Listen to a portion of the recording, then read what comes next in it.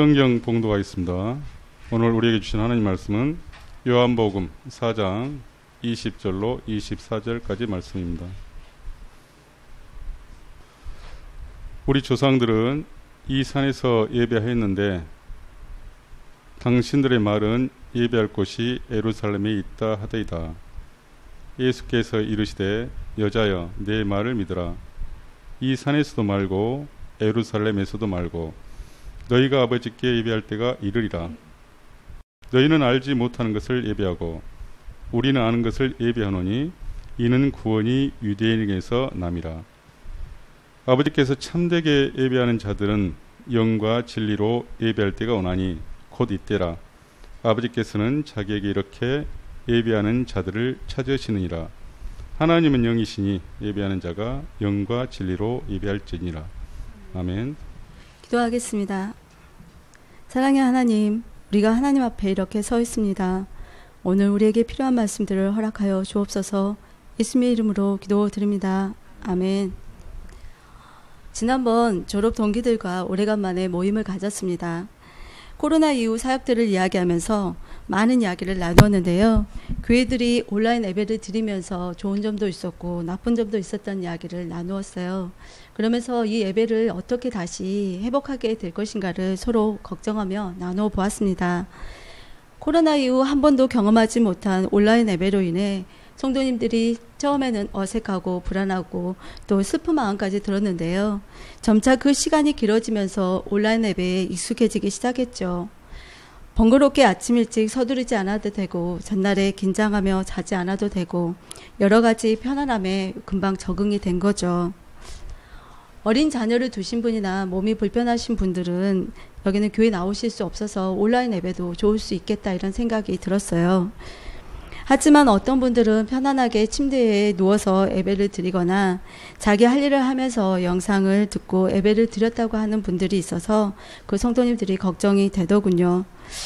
다시 예배를 드리기 시작하면서 신앙의 연륜이 있으신 성도님들은 예배당에 다시 나오는 것이 여기는 너무 감격스럽고 좋으시지만 또 어떤 분들은 온라인 예배에 익숙해져서 예배당에 드리는 거나 온라인 예배를 드리는 거나 별 차이를 느끼지 못하고 한두 주간 예배를 나오다가 나오지 않는 사람들이 있다고 해요.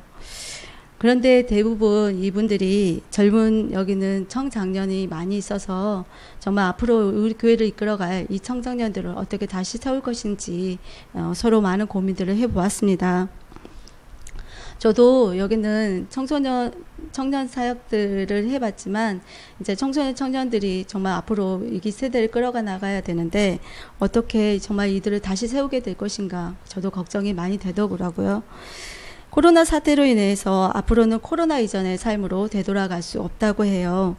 그래서 포스트 코로나라는 말이 새로 생겨나게 되었는데요. 포스트 코로나 시대라는 것은 이후라는 포스트와 코로나19의 합성어로서 여기는 감염증 극복 후에 다가올 상황 시기를 말한다고 해요.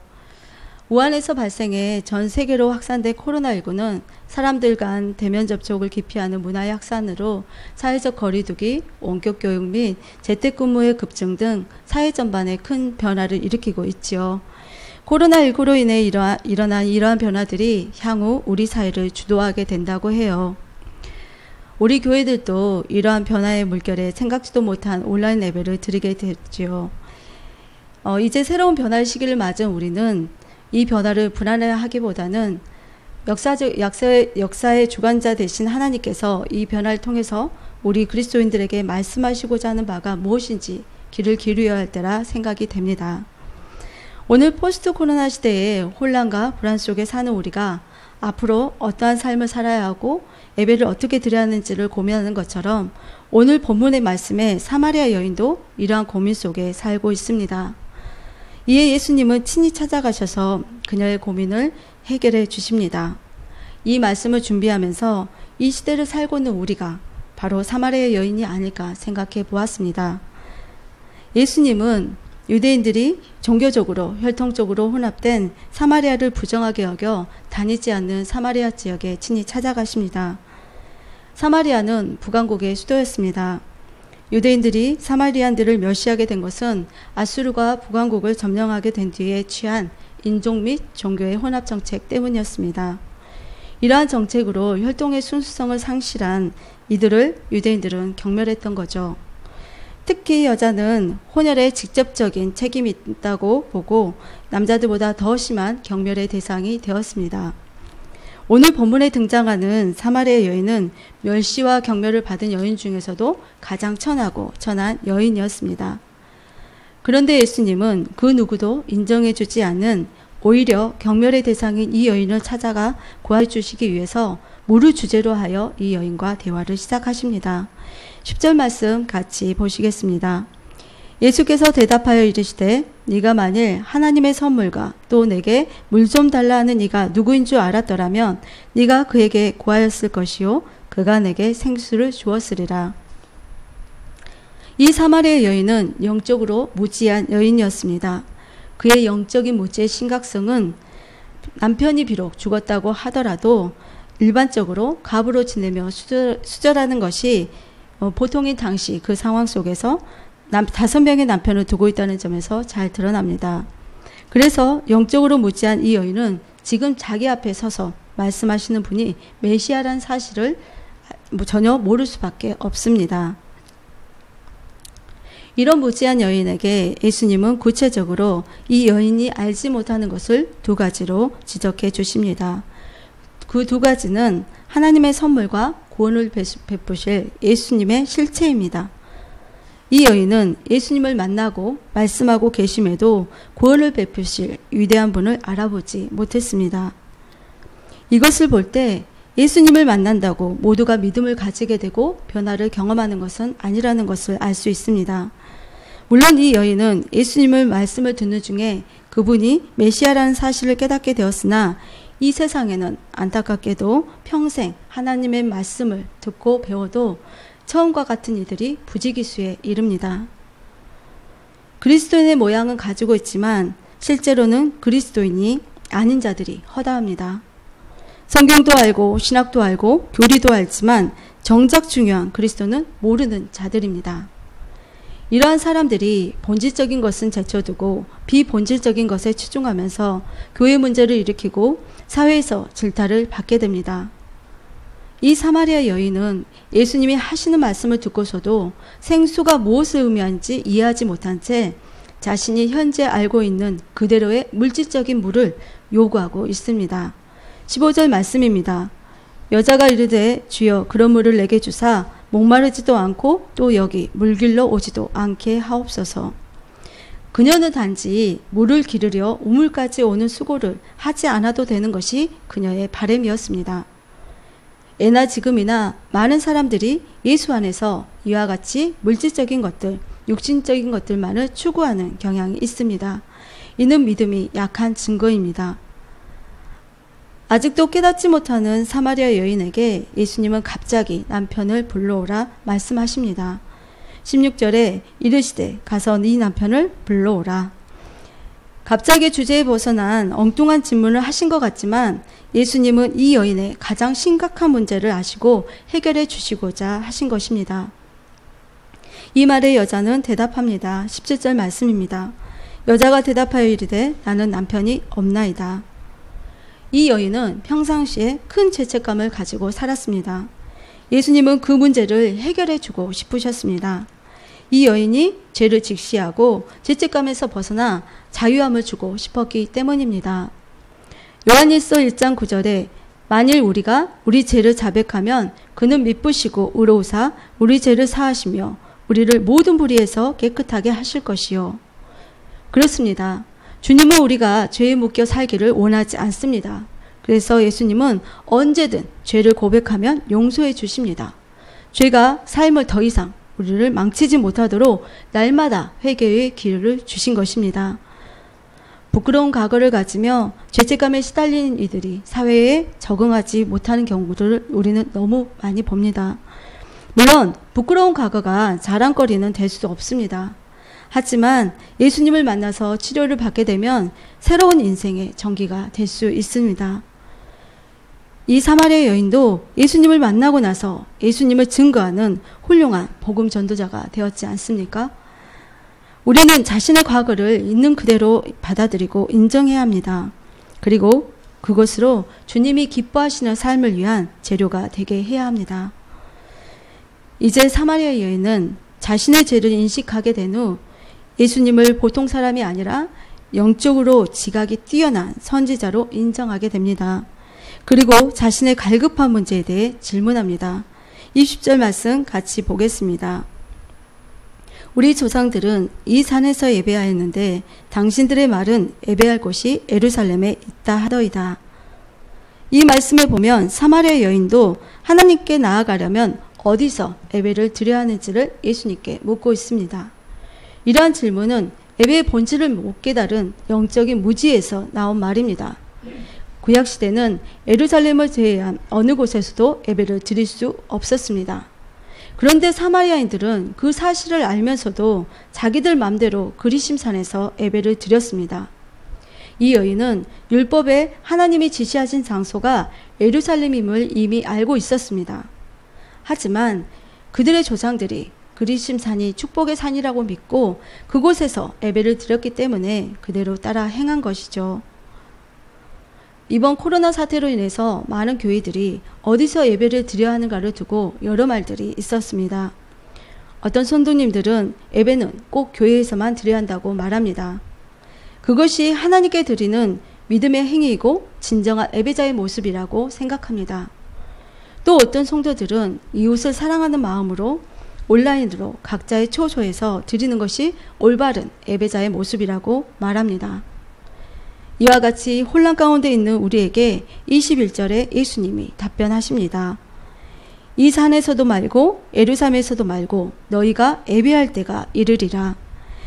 예수님은 예배할 곳이 그리심산인지 예루살렘인지 묻는 사마리아 여인을 향하여 두 장소를 모두 부정합니다. 특정한 장소를 부정하는 예수님의 이 말씀은 지금까지 지속되어 온 구약 예배 전체를 부인하는 것입니다.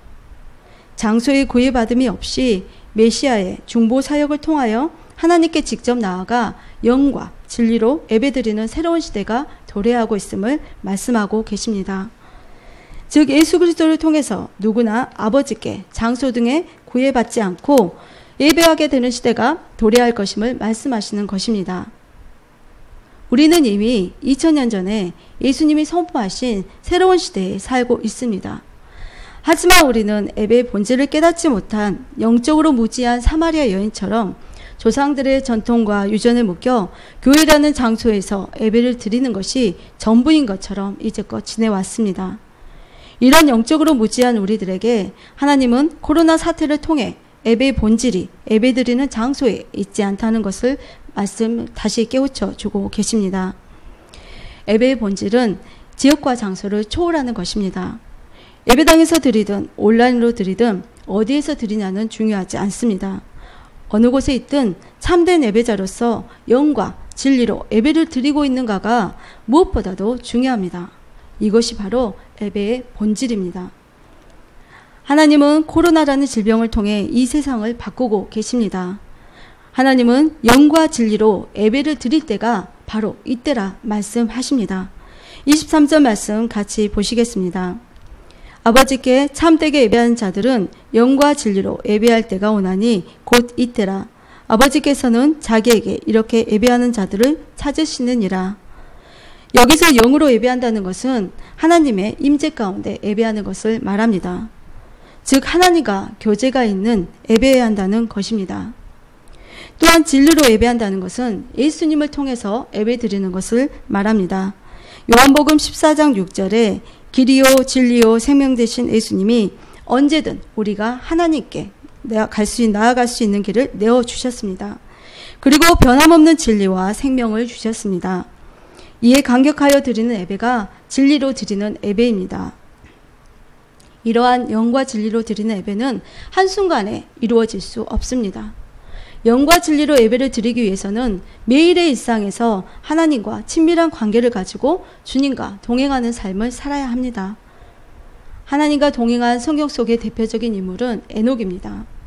창세기 5장 24절에 에녹이 하나님과 동행하더니 하나님이 그를 데려가심으로 세상에 있지 아니하였더라. 우리는 흔히 하나님과 동행한 에녹은 죽음을 맛보지 못하고 하나님 나라에 올라간 것이라 생각합니다. 하지만 이 말씀을 다르게 풀어놓은 것을 다른 책에서 읽은 적이 있습니다.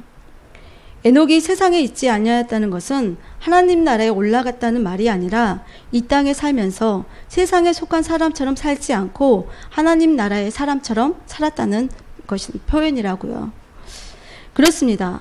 히브리어로 동행하다는 히랄레크입니다.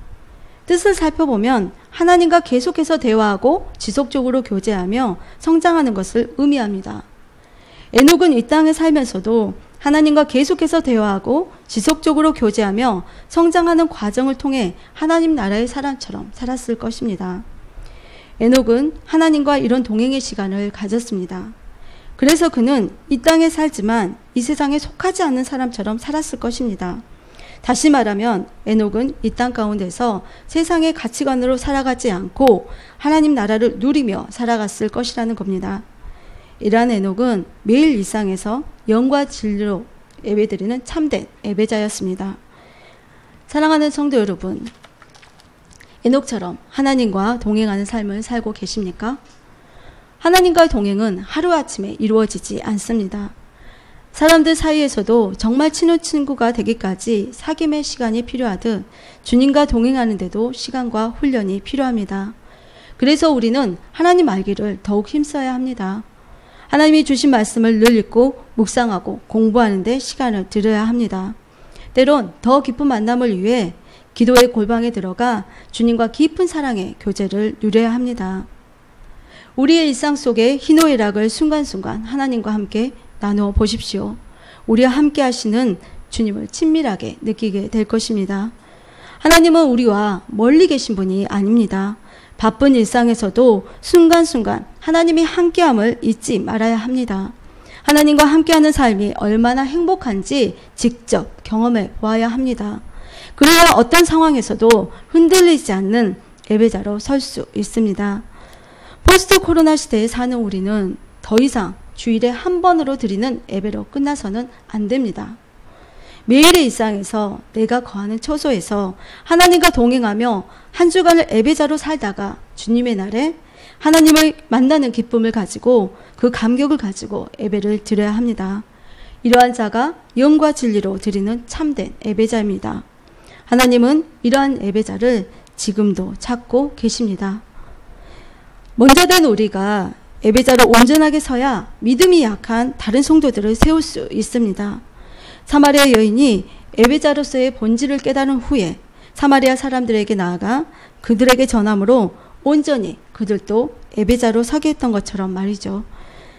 우리가 예배의 본질이 무엇인가를 알고 하나님께 예배를 드릴 때 어떤 상황이 온다 하더라도 두려움 없이 평강 가운데 살아갈 수 있습니다. 하나님은 영적으로 무지하고 믿음 없이 여전히 세상 것으로 살아가고 있는 사마리아 여인과 같은 우리에게 더 이상 이러한 삶을 살아서는 안 된다고 말씀하십니다. 왜냐하면 이러한 믿음으로는 예측 불가능한 불안한 시대를 이겨나갈 수 없기 때문입니다. 요한복음 16장 33절에 하나님은 말씀하십니다. 이것을 너희에게 이루는 것은 너희를 내 안에서 평안을 누리게 하려 함이라. 세상에서는 너희가 환난을 당하나 담대하라. 내가 세상을 이기었노라. 그렇습니다.